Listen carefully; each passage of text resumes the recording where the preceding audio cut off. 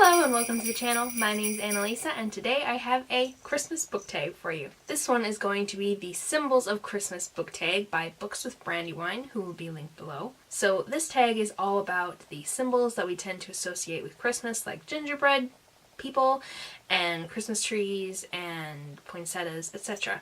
And so Books with Brandywine has come up with a prompt for each of those things. 12 of them to be specific, as is associated with the 12 Days of Christmas, which, by the way, is a video event that I am doing where I upload 12 Christmas-themed videos from the 1st of December to the 25th, and they're coming out about every other day. This is day 10 or so, so there's quite a backlog, and I will be linking a playlist of them below if you would like to check out some festive content. So let's get started with the tag, which, by the way, I'm going to be reading the prompts off my laptop, so that's what I'm looking at down below. 1. Gingerbread cookies are a traditional delight that we enjoy every year.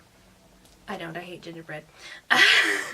But they are very fun to look at. What is a book you can't wait to sink your teeth into again and again?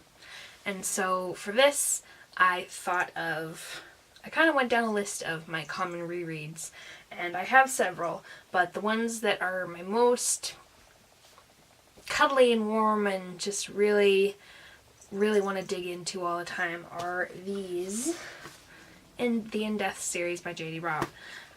There's 47 of them, full-length novels. There are also multiple, what are they called? Novellas that are in various collections that I don't think I've read quite all of because they're hard to track down sometimes, but I read most of them.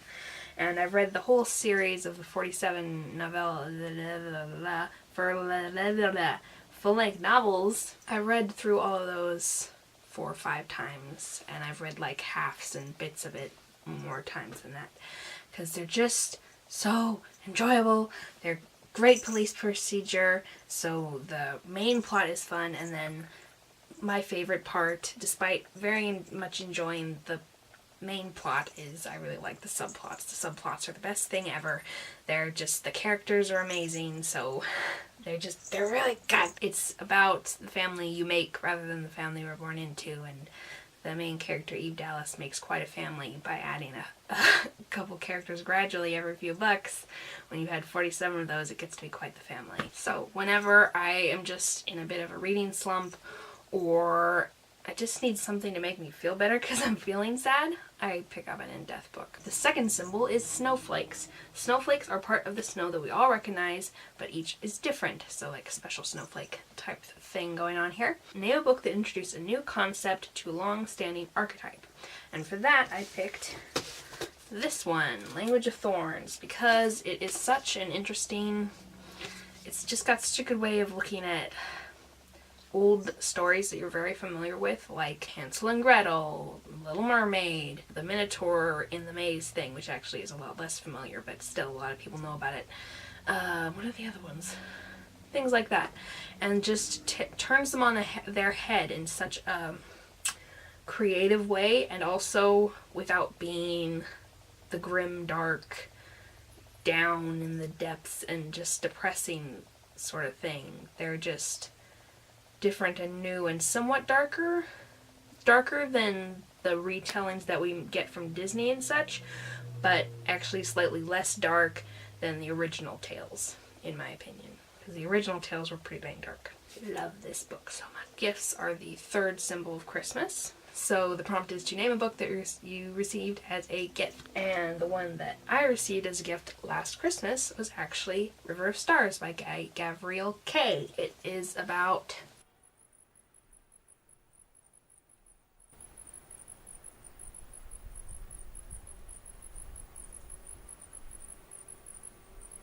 ancient-ish China and a particular general and a particular poet in those times. It's really hard to explain, so I'll just link the video where I talk about it below. It was really, really good, and it was a gift from my uncle for last Christmas. He did a good job. The fourth symbol of Christmas is the poinsettia, which I love poinsettias. And for this one, there's actually a little story. Apparently, in the legend of the poinsettias, a young girl gave a bouquet of weeds as a gift to baby Jesus, and they bloomed into bright red flowers. Never heard that before. And so the prompt for that is, what book or bookish item have you given as a gift? Me, my mom, my brother, and my grandpa all absolutely love The Lord of the Rings. And so we have given and gifted each other back and forth various LOTR merch over the years. One of which is these, which is a Christmas ornament or bauble, as they say in England or the British Isles, and it's so cute. It's so cute. It's the Tree of Gondor. Love the Tree of Gondor. Me, my grandpa, and my mom all have Lord of the Rings shirts, which I have worn in a couple of videos that are dark blue with the Tree of Gondor on them. I've given my brother some Lord of the Rings, the Fellowship silhouettes climbing up a mountain, art print as a gift, and just all sorts of things. We love it so much. Oh, and I've given my mom earrings that were blue and had written on them in Elvish, "Not all who wander are lost," which she really likes. She wears them all the time. I'm really happy because she likes them, because she wears them a lot. The fifth symbol of Christmas are Christmas lights, which brighten the room even on the darkest of nights. Who is a character that you felt lit up their story? For this one, I picked an animal sidekick because I got to thinking that really one of the bright spots in a lot of books are the animal sidekicks, and so I chose Faithful from the Lioness series by Tamora Pierce, and I just love Faithful so much. Faithful is a little black cat. Starts out as a kitten. Alana is the main character. Alana gets Faithful in the second book of her quartet and keeps him through to the fourth book. His name is Faithful because he sits on her shoulder when he's small enough to do so, and when she has to go into classes without him because she's at night school, he stays and sits outside and waits for her to come back, and he's just a faithful little friend and protector. And he's so cute and sweet, I love him. And he's also a magical cat. He's actually a constellation. So he was sent down from being a constellation to be Alana's protector companion, and is literally a light. The sixth symbol of Christmas is Santa Claus. And Santa Claus brings gifts to the good children, and in some stories is even thought to be a guardian of childhood, like Rise of the Guardians, which is a movie I love, by the way. So the prompt is to name a character who is a guide or protector for the story's heroes. And so for that one, I chose Mcgonagall. She is probably my favorite all-time Harry Potter character. Remus is right up there, but Mcgonagall, they kind of beat each other out sometimes. She's so steady. She's so not unstable like all the other Hopper Guardians of the Heroes are. She's just so stable and so wise all the time, and she doesn't do jerkish things like Dumbledore and some other people do. She was around for our heroes from the beginning and continues to be, because she actually survives, unlike everyone else. Sorry, I get salty about Harry Potter. Anyway, love Mcgonagall. She's amazing. The seventh symbol of Christmas is reindeer. Santa is rarely seen without his reindeer. Name a favorite animal, character / companion / sidekick. And for that, I chose Philly and Cree from the Del Toro Quest series. I couldn't remember what word was paired with Del Toro for this, because there's 3 different series with different words with the word Del Toro. One of the 3 main characters is named Jasmine, and Jasmine has 2 pets, and their names are Philly and Cree. Cree is a raven who likes to sit on Jasmine's shoulder, and Philly is a little furred thing, like a hamster, but fluffier and cuter. I don't really like hamsters. Like a small guinea pig, but different. More like a, I don't know, he's a made-up creature. But he's a little furry cute thing that can climb and run fast. And he likes to stay inside Jasmine's jacket. And there are various times when these 2 creatures have been very loyal and very helpful to the quest. Cree is usually the spy. He flies ahead when the 3 are going somewhere and checks out to make sure no bad guys are around. Philly has chewed them out of nets before. They're just so cute and wonderful and faithful as well, just like Faithful is. The 8th symbol of Christmas are Christmas bells, which can be heard throughout the season. The prompt is to name a book that has original music, and for that I chose Space Opera. Space Opera is by Catherine Valente, who's one of my newer favorite authors. She's really amazing. She wrote some of the books that are gonna come up in the next few prompts. And so she wrote a book about a space opera, kind of. It's a space opera in that it takes place in space, as in the genre, but also it's a singing competition, or a musical competition, more like, that takes place in space to figure out whether the contestants are sentient or not. The author, Catherine Valente, actually wrote in some original lyrics for her main characters, who are a rock group, glam rock group apparently, whatever that is, who are from Earth and are going to represent Earth in this competition to determine whether Earthlings are sentient and therefore whether they will be exterminated or not. I haven't finished the book and therefore haven't reviewed it yet. You won't see it on my channel because the sentences are so long, and I love Catherine Valente and she's great, but she writes really long sentences and sometimes you have to read them a couple times to figure out what the heck she was saying. But I will finish it soon and then I will review it. I will tell you more about how good it is. The next one is indeed by Catherine Valente. So, snowmen that have been animated are a popular theme in Christmas stories. Not animated like as opposed to live action, but animated as in they were a rock, now they can talk type thing. So the prompt is to name a character that was an inanimate object that became animated.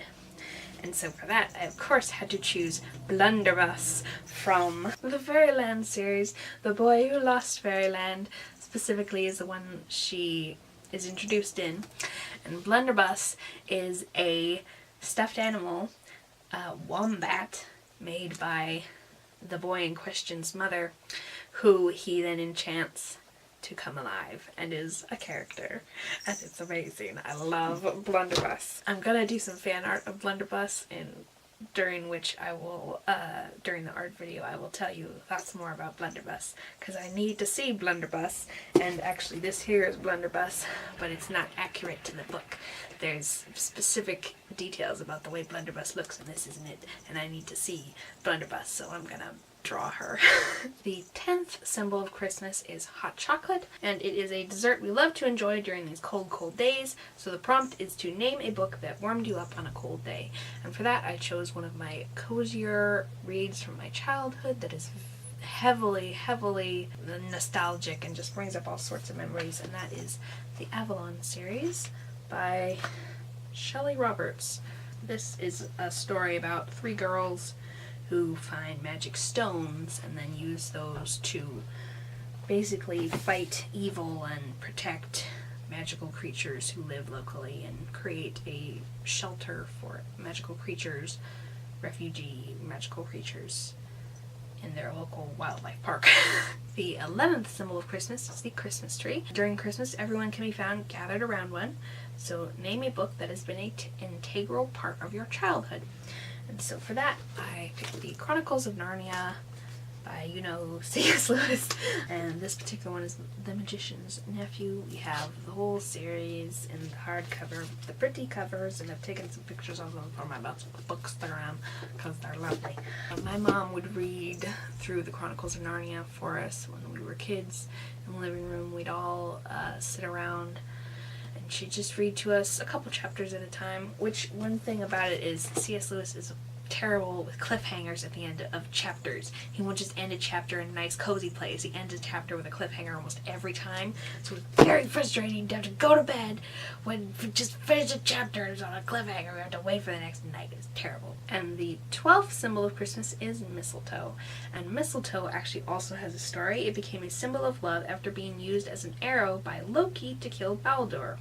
And the prompt is to name a bad character that you came to love, which is funny because it's kind of a 2-part association, because the mistletoe was used as a weapon but now it's considered a symbol of love.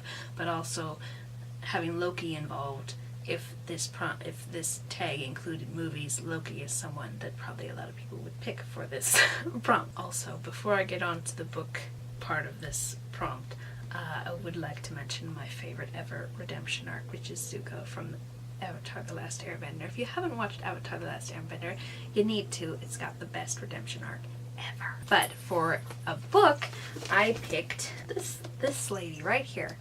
This is the Marquess, and she is the main bad lady from the first Fairyland book, which is the girl who circumnavigated Fairyland in a ship of her own making. This one is the girl who raced Fairyland all the way home.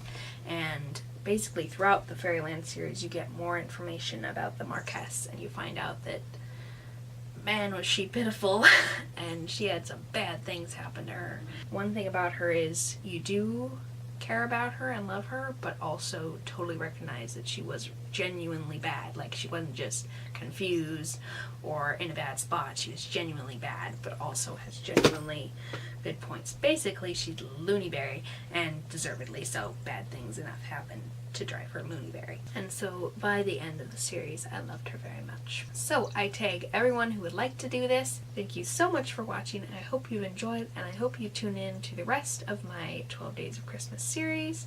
I'll be seeing you in the next video. Bye!